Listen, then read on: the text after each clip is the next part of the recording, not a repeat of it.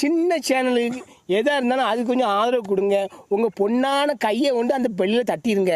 அவங்களுக்கு சப்ஸ்கிரைபர் 5-10 ஏறுனா அவங்க மனசு சந்தோஷப்படும். அவங்க வீடியோவும் பாருங்கள்.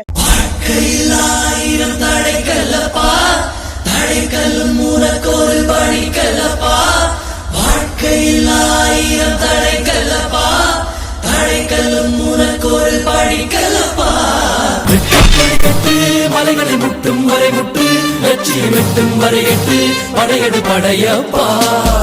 வெட்டி கொடி கட்டு மலைகளை முட்டும் வரை முட்டு லட்சியம் எட்டும் வரை எட்டு படையெடு படையப்பா. என் அன்பிற்குரிய மாணவ செல்வங்களே, போட்டித் தேர்வர்களே, உங்கள் அனைவருக்கும் வணக்கம். இப்போ நம்ம என்ன பாடம் பார்க்குறோம் அப்படின்னா, விருந்தினர் இல்லம், ஜலாலுத்தீன் ரூமி அவர்களால் இயற்றப்பட்டது. இந்த விருந்தினர் இல்லம் அப்படிங்கிறது வந்து நமக்கு மதிப்பெண்ணுக்கு மட்டுமல்ல, வாழ்க்கைக்கும் மிகவும் தேவையான பாடம். அப்படி என்ன சொல்கிறாங்க அப்படிங்கிறத பார்த்தோம் அப்படின்னோம்னா, நமது வாழ்க்கை அப்படி இந்த பாடத்தில் என்ன சொல்ல போகிறான்னு பார்த்தோம்னா, நமது வாழ்க்கை என்பது இன்பம் துன்பம் வேண்டியது வேண்டாது எல்லாமே தான் வரும். நமக்கு பிடிச்ச மாதிரியே அமையாது, நமக்கு பிடிக்காத மாதிரி அமையாது. மகிழ்ச்சியும் இருக்கும், துன்பமும் இருக்கும், நமக்கு வேண்டப்பட்டதும் கிடைக்கும், வேண்டாததும் கிடைக்கும். ஆனால் அது எல்லாத்தையுமே நம்ம வந்து இது கிடைச்சா ஓகே, கிடைக்கலன்னா நம்ம வந்து பிடிக்கல அப்படின்னு நமக்கு வாழ்க்கையை வெறுப்பாக இருக்குது அப்படின்னா நம்ம வந்து விரக்தி அடையக்கூடாது.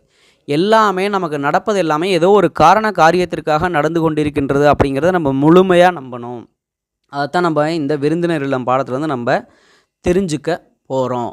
அதாவது நம்ம கேப்டன் ஸ்டைலில் சொல்லணும் அப்படின்னா, கஷ்டப்படுறதுக்கு பயந்தா கிடைச்ச வாழ்க்கை தான் வாழலாம், பிடிச்ச வாழ்க்கை வாழ முடியாது.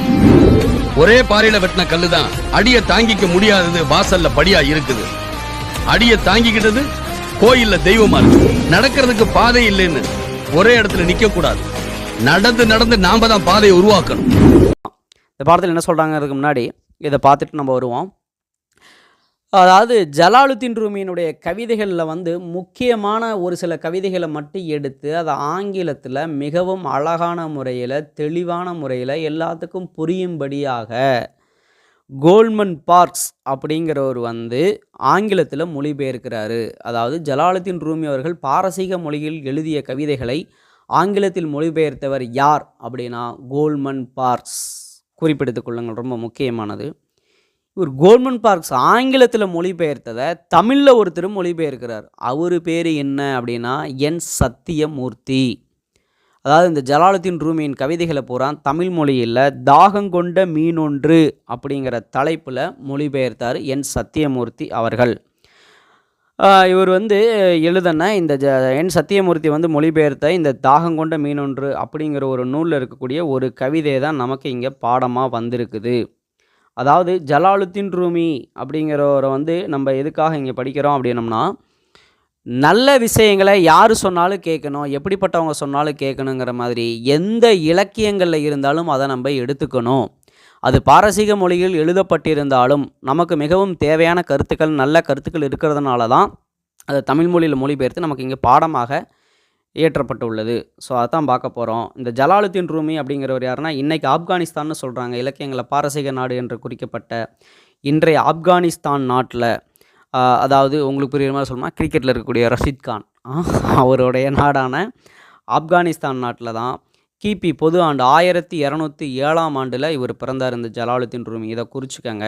ஜலாலுத்தீன் ரூமி எந்த நாட்டுக்கார் அப்படின்னா ஆப்கானிஸ்தான் நாடு. எந்த ஆண்டு பிறந்தார்னா 1207 பிறந்தார். இவர் வந்து பாரசீகத்தின் மிகச்சிறந்த கவிஞர்களில் இவரும் ஒருவர். இவரது சூஃபி தத்துவ படைப்பான, சூஃபி அப்படின்னா ஆன்மீக இசை குறிப்புகளை குறிக்கும், அந்த சூஃபி தத்துவ படைப்பான மஸ்னவி அப்படின்னாலும் ஆன்மீகத்தை குறிப்பதாக சொல்லக்கூடியது தான்.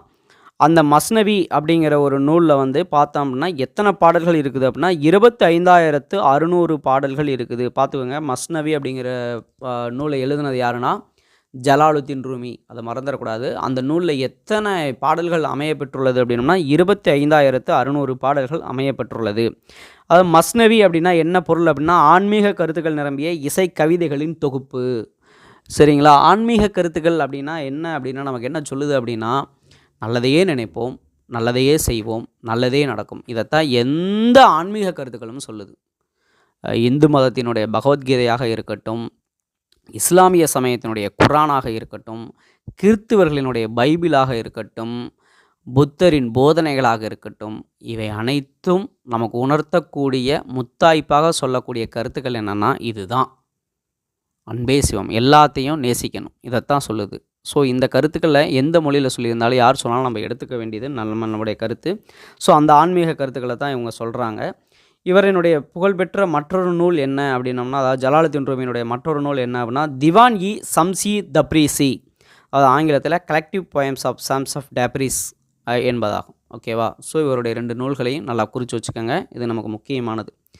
அதாவது இந்த பாடத்தில் நமக்கு என்ன சொல்ல வர்றாங்க அப்படின்னு பார்த்தோம் அப்படின்னா, ஆடியில காத்தடிச்சா ஐப்பசியில் மழையடிக்கும், ஆறு குளம் ஊத்தெடுக்கும் அன்பு மகனே, 4 திசை திறந்திருக்கு, நடக்கிற தெந்திருக்கு, முன்னேறி 8 வையடா முத்து மகனே, மனசு மருகி மயங்காதே, உலகம் பெருசு மறவாதே.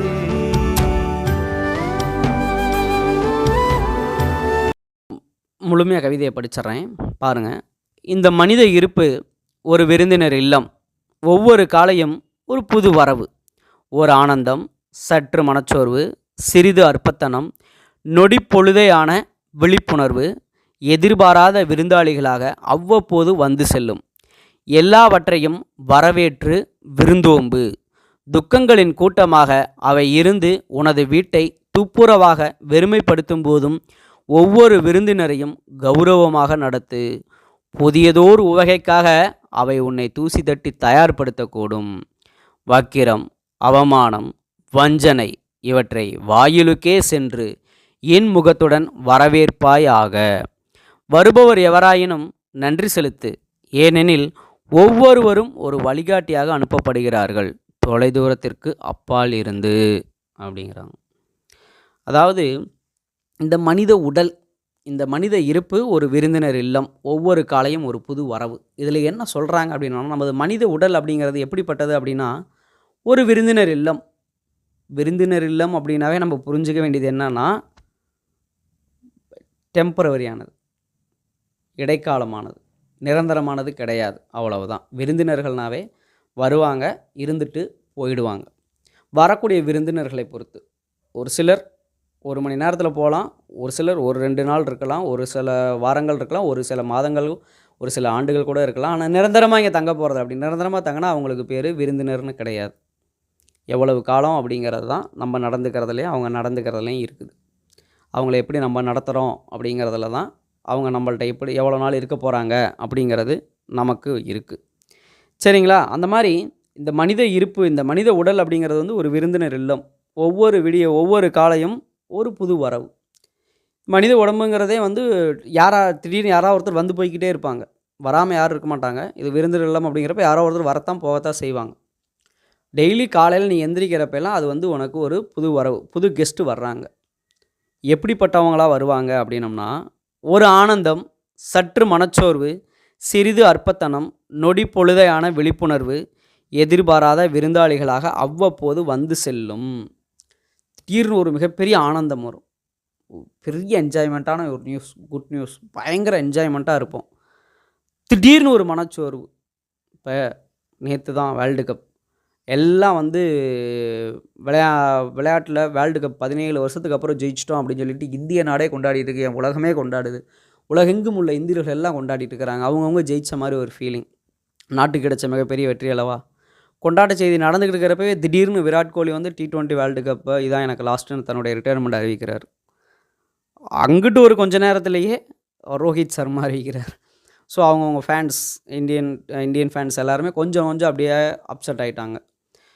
ஸோ இந்த மாதிரி தான் நம்ம வந்து ஒரு மிகப்பெரிய இது மட்டும் இல்லை, நம்ம வாழ்க்கையிலே அது மாதிரி தான். மிகப்பெரிய ஆனந்தமான நியூஸ் வந்திருக்குது அப்படின்னா அது பர்மனெண்ட்டாக கிடச்சிடாது. திடீர்னு நம்ம மனசை வந்து கஷ்டப்படுத்துகிற மாதிரியான ஒரு செய்திகள், ஒரு சம்பவங்கள் கிடைக்கும். சிறிது அற்பத்தனம், நம்மளை அறியாமையே நம்ம ஏதாவது ஒரு முட்டாள்தனமான ஒரு சில வேலைகள் செஞ்சுருவோம். நொடி பொழுதையான விழிப்புணர்வு அவேர்னஸ், இதை செய்யலாம், இதை செய்யணும் அப்படிங்கிற ஒரு அவேர்னஸ் எப்படி கிடைக்கும்னா வித்தின் செகண்ட்ஸில், ஒரு நொடியில் தான் நமக்கு கிடைக்கும். ஸோ இந்த மாதிரியான இதெல்லாம் நம்மளே வந்து எதிர்பாராமல் அன்எக்ஸ்பெக்டட் கெஸ்டஸாக அவங்களாம் வந்து போவாங்க. நம்ம எதிர்பார்க்காத விதமாக திடீர்னு வருவாங்க, திடீர்னு போயிடுவாங்க. சந்தோஷமாக இருந்தாலும் சரி, மிகப்பெரிய துக்கமாக இருந்தாலும் சரி, வரும், திடீர்னு போயிடும். எதுவுமே நிரந்தரமாக கிடையாது. வாழ்க்கைங்கிறது அப்படிப்பட்டது தான். சரிங்களா? ஸோ நம்ம எதுவாக இருந்தாலும் இதுதான் நிரந்தரம். நம்ம வாழ்க்கை பூராமே வந்து இப்படியே கஷ்டம், துன்பம், துயரத்தையே போயிடும் அப்படின்னு நம்ம நினச்சிடக்கூடாது. இல்லை நம்ம வாழ்க்கை பூரா நம்ம சந்தோஷமாகவே இருந்துருவோம் அப்படின்னு நம்ம நினச்சிடக்கூடாது. எது வந்தாலும் அதை நம்ம ஃபேஸ் பண்ண கற்றுக்கணும். என்ன சொல்கிறான்னு பாருங்கள், எல்லாவற்றையும் வரவேற்று விருந்தோம்பு. இந்த மாதிரி எது வந்தாலும் இவங்க எனக்கு பிடிச்ச கெஸ்ட்டு, இவங்க எனக்கு பிடிக்காதவங்க அப்படின்னு நம்ம வெறுக்கக்கூடாது. யாராக இருந்தாலும் அவங்கள நம்ம வந்து வெல்கம் பண்ணணும். ஏன் அப்படின்னு சொல்கிறாங்க பாருங்கள், துக்கங்களின் கூட்டமாக அவை இருந்து உனது வீட்டை துப்புரவாக வெறுமைப்படுத்தும் போதும் ஒவ்வொரு விருந்தினரையும் கௌரவமாக நடத்து. அவங்க வந்து உனக்கு மிகப்பெரிய கஷ்டத்தை கொடுக்கலாம், அப்படியே வெறுமையாக வாழ்க்கையினுடைய விரக்தி உச்சக்கட்டத்துக்கு போயிருக்கலாம். ஏன் இந்த மாதிரி சம்பவம் எனக்கு நடந்துச்சு, ஏன் இவங்க வந்து எனக்கு இந்த மாதிரி பண்ணினாங்க, அதனால நான் மிகப்பெரிய அளவில் பாதிக்கப்பட்டுட்டேன், ஐயோ என் வாழ்க்கையில் நான் இப்படி ஒரு கஷ்டத்தை அனுபவிச்சதே இல்லை, இவங்க செஞ்ச இந்த செயல்னால தான் நான் அனுபவித்தேன் அப்படின்ற அளவுக்குலாம் நீ லைஃப்பில் எவ்வளவோ போகலாம். அப்படி எப்படி போனாலும் அவங்கள என்ன சொல்கிறாங்க அப்படின்னா, அதெல்லாம் வந்து உனக்கு அவங்க வந்து அவங்கள வந்து நீ வெறுத்துறாத, தூக்கி எறிஞ்சிடாத. ஏன் அப்படின்னா, புதியதோர் உவகைக்காக அவை உன்னை தூசி தட்டி தயார்படுத்தக்கூடும். இன்னொரு மிகப்பெரிய மகிழ்ச்சி வரப்போகுது, அதுக்காக உன்னை வந்து அவங்க ரெடி பண்ணுறாங்க. எல்லாத்துலேயுமே நமக்கு ஒரு நல்ல இன்ஃபர்மேஷன்ஸ் தான் கிடைக்குது. இப்போ அவங்க வந்து ஒரு நல்லது செஞ்சாங்க அப்படின்னா நம்ம என்ன பண்ணுறோம், ஸோ இந்த செயல் இவங்க செஞ்சாங்க, இல்லை நம்ம இந்த செயல் செஞ்சோம், இதனால் நமக்கு நல்லது நடந்துச்சு அப்படின்னு நம்ம நினச்சிக்கிறோம். இதுவே ஒரு கெட்டது நடந்துச்சுன்னா, ஸோ இனிமேல் இவங்கள்ட்ட இப்படி நடந்துக்கலாம் அப்படிங்கிறத நம்ம தெரிஞ்சுக்கிறோம்.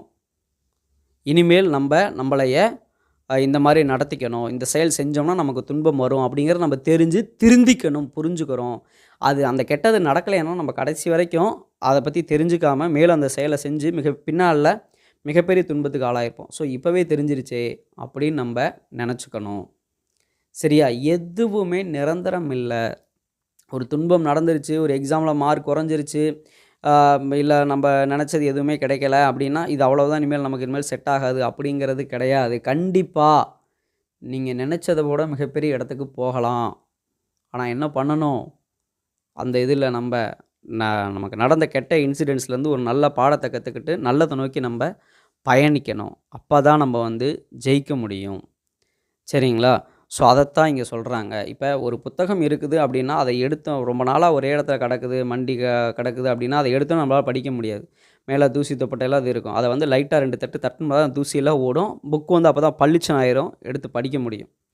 அது அப்படியே தூசியாகவே இருக்குது, அதை ஏன் போய் டச் பண்ணிக்கிட்டு அதை தட்டினா புக்குக்கு வலிக்கும் அப்படின்னு நினச்சோம்னா, அது வந்து அதில் இருக்கக்கூடிய அழுக்கு மேலும் மேலும் படிஞ்சு புத்தகத்தை அரித்து புத்தகம் வீணாக போயிடும். ஸோ அதை எடுத்து லைட்டாக தட்டினாலும் பரவாயில்ல, புக்குக்கு வலிக்குமேன்னு பார்க்காம லைட்டாக தட்டினோம்னாலும் அந்த புக்கு வந்து பிரைட்ஃபுல் ஆகும். அந்த மாதிரி தான் நம்மளும் நமக்கு கெட்ட இன்சிடென்ட்ஸ் நடக்கிறப்ப அதிலிருந்து நம்ம அந்த கெட்டதை புரிஞ்சுக்கிட்டு நல்ல விஷயத்தை நோக்கி நம்ம பயணிப்போம். ஸோ அதைத்தான் இங்கே சொல்கிறாங்க. மிக புதியதோ ஒரு வகைக்காக நமக்கு கிடைக்கக்கூடிய புதிய மகிழ்ச்சி, நமக்கு இங்கே கெட்டது நடக்குது அப்படின்னா பின்னாடி நல்லது நடக்க போகுதுன்னு அர்த்தம். இப்போயே இவங்களை பற்றிலாம் தெரிஞ்சுக்கிட்டோமே, இந்த விஷயங்களை பற்றி நம்ம தெரிஞ்சுக்கிட்டோமே அப்படின்னு நம்ம சந்தோஷம்தான் படணும். இதோட முக்கிய சீஃப் கெஸ்ட் யார் தெரியுமா? வக்கிரம், அவமானம், வஞ்சனை இவற்றை வாயிலுக்கே சென்று இன்முகத்துடன் வரவேற்பாயாக. நம்மள்ட்ட பழகிறவங்க ஃப்ரெண்ட்ஸாக இருக்கட்டும், யாராக இருக்கட்டும், எல்லாருமே எனி டைம் நமக்கு நல்லதே செய்வாங்க, நல்லதே நடப்பாங்கங்கிறது கிடையாது. நம்ம கூட இருந்துக்கிட்டே நமக்கு குழிபறிப்பாங்க, நம்ம கூட சிரிச்சுக்கிட்டே இருப்பாங்க, நமக்கு மிகப்பெரிய துன்பங்களை வந்து உருவாக்கிட்டு போயிருப்பாங்க. அவங்க நம்ம கூடவே இருந்து செஞ்சதே நமக்கு தெரியாமையே நம்ம ஏமாந்துருப்போம் நிறைய. இவங்க தான் நமக்கு எல்லாமே, இவங்க தான் நமக்கு லைஃப்பில் நமக்கு ஹோப் கொடுக்குறாங்க, நம்மளை மிகப்பெரிய அளவில் தூக்கி விடுவாங்க நம்ம நினச்சிக்கிட்டு இருப்போம். சில நாள் கழித்து பார்த்தா தான் தெரியும் அவங்கனால தான் நம்ம மிகப்பெரிய அளவில் பாதிக்கப்பட்டிருக்கிறோம் அப்படின்னு. ஸோ அந்த மாதிரியான கெஸ்ட்டை நம்ம வெறுக்கக்கூடாது. என்ன பண்ணால் இவற்றை வாயிலுக்கே சென்று இன்முகத்துடன் வரவேற்பாயாக. அவங்களையெல்லாம் வந்து நம்ம என்ட்ரன்ஸில் போய் சிரிச்சுக்கிட்டே வாங்க வாங்கன்னு வணக்கம் சொல்லி கூட்டிக்கிட்டு வரணுமா. சரியா? ஏன் அப்படின்னா அவங்களாம் முக்கியமான விருந்தாளிகள், அவங்க தான் நமக்கு ரொம்ப ரொம்ப முக்கியம். ஏன்னா இந்த மாதிரியான ஆட்களை நம்ம பார்த்துட்டோம்னா தான் பின்னாடி வர்றவங்கள்ட்ட நம்ம எப்படி நடந்துக்கணுங்கிறத நம்ம புரிஞ்சுக்குவோம். அந்த மாதிரி ஆட்களை பார்க்கல அப்படின்னா எல்லாத்தையும் நம்பிக்கிட்டே நம்ம என்ன பண்ணுவோம், மிகப்பெரிய அளவுலலாம் வந்து சேதாரம் அடைஞ்சிருவோம். ஸோ அந்த மாதிரியான நபர்களை பார்க்கும் பொழுது தான் நம்ம வாழ்க்கையில் அப்பா இவ்வளோ நாள் இவங்கள்ட்ட இருந்து இப்படிலாம் ஏமாந்துடுமே, இனிமேலாவதும் நம்ம யாரையும் நம்பக்கூடாது, எப்படி நம்பணும், எந்த விஷயத்துக்கு கரெக்டாக நடந்துக்கணும் அப்படிங்கிற விஷயத்துக்கு நம்ம ஒரு தெளிவுக்கு நம்ம வருவோம்.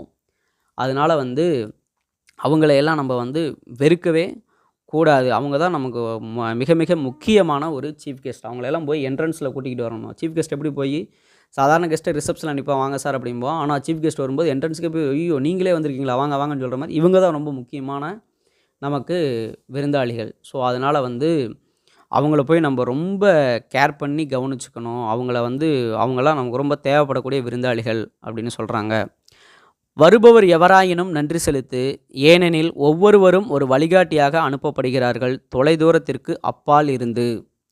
வர்றவங்க எந்த கெஸ்ட்டு வந்தாலும் நம்ம வந்து கெஸ்ட் ஹவுஸுக்கு வர்றாங்க அப்படின்னா ரொம்ப தூரத்துலேருந்து வர்றாங்க, அவங்கள கண்டிப்பாக நல்லா உபசரித்து அனுப்பணும் அப்படின்னு சொல்லிட்டு எப்படி அனுப்புகிறோமோ அது மாதிரி நம்ம வாழ்க்கையில் நல்லவங்க வந்தாலும் கெட்டவங்க வந்தாலும், நல்ல விஷயங்கள் நடந்தாலும் கெட்ட விஷயங்கள் நடந்தாலும் எல்லாம் நன்மைக்கே, ஆல் இஸ் வெல் அப்படின்னு நினச்சி நம்ம எடுத்துக்கிட்டு அவங்களுக்கெல்லாம் நன்றி சொல்லி அனுப்பணும். ஏன்னா அவங்க வர்றது எல்லாருமே நமக்கு வந்து ஒரு வாழ்க்கை பாடத்தை நமக்கு கற்றுக் கொடுத்துக்கிட்டு போகிறாங்க. ஸோ அதனால் அவங்க எல்லாத்தையும் நல்ல விதமாக நடத்தணும் அப்படின்னு சொல்கிறாங்க. அதாவது இந்த பாடத்தில் என்ன சொல்கிறாங்கன்னா, நம்ம வாழ்க்கையில் எது நடந்தாலும் நம்ம துவண்டு போய்விடக்கூடாது, சரிங்களா? விரக்தியில் வாடவும் கூடாது, ஆணவத்தில் ஆடவும் கூடாது, இதைத்தான் சொல்கிறாங்க. ஸோ நல்லது நடந்தாலும் சில காலம், கெட்டது நடந்தாலும் சில காலம், எதுவும் சில காலம், இதுவும் கடந்து போகும். அதை மட்டும் மனசில் வச்சு நம்ம வாழ்க்கைங்கிற பயணத்தை நம்ம பாட்டுக்கு நேர்கோட்டு பாதையில், நேர்மை, உண்மை, அன்புங்கிற ஒரு பாதையில் நம்ம பாட்டுக்கு நம்ம போயிட்டு இருப்போம். நம்மளே நம்ம நம்புவோம். Believe in your self. So நம்மளே நம்ம நம்புவோம். Never ever give up.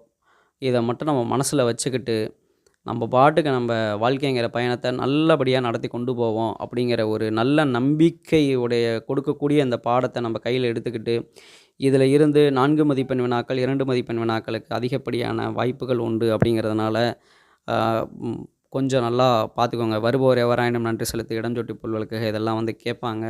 So நல்லா படிச்சுக்கோங்க. அடுத்த பாடம் உங்களுக்கு எது தேவை அப்படிங்கிறத கமெண்ட் பாக்ஸில் போடுங்க. உங்களுடைய பதில்கள் மற்றும் பின்னூட்டங்களுக்காக காத்து கொண்டிருக்கிறேன். நன்றி, வணக்கம். அதாவது பொதுவாக என்ன சொல்கிறாங்க அப்படின்னா, நம்ம நினச்ச மாதிரியே நம்ம லைஃப் அமையும் அப்படின்னு நம்ம ஒருபோது எதிர்பார்க்க முடியாது. என்ன வேணுமாலும் நடக்கலாம். அப்படி நடக்கிறது எல்லாத்தையுமே நம்ம ஃபேஸ் பண்ணி கற்றுக்கணும். நம்ம வாழ்க்கையை எது நடந்தாலும் அதிலிருந்து நம்ம ஒரு பாடத்தை கற்றுக்கொண்டு தடைக்கல்லையும் படிக்கல்லாக அமைத்து கொண்டு வாழ்க்கையில் முன்னேற வேண்டும் என்று அதான் நமக்கு இந்த பாடத்தில் சொல்கிறாங்க. ஸோ அதனால் இதை நம்ம கையில் எடுத்துகிட்டு போவோம். நன்றி, வணக்கம். ஆதியில் ஆண்டவன் இந்த பூமியை படைத்தானே, அவன் ஆசையைப் போலவே இந்த பூமி அமையலையே. ஆண்டவன் ஆசையே இங்கு பொய்யாய் போய்விடில், மனிதனின் ஆசைகள் மெய்யாவது சாத்தியமா? நன்மை என்றும் தீமை என்றும் 4 பேர்கள் சொல்லுவது நம்முடைய பிழை இல்லையே. துன்பம் என்ற சிப்பிக்குள் தான் இன்பம் என்ற முத்து வரும், துணிந்த பின் பயம் இல்லையே. கண்ணீர் துணியில் வைரங்கள் செய்யும் கலைகள் கண்டு கொள். காலுக்கு செருப்பு எப்படி வந்தது, முள்ளுக்கு நன்றி சொல்.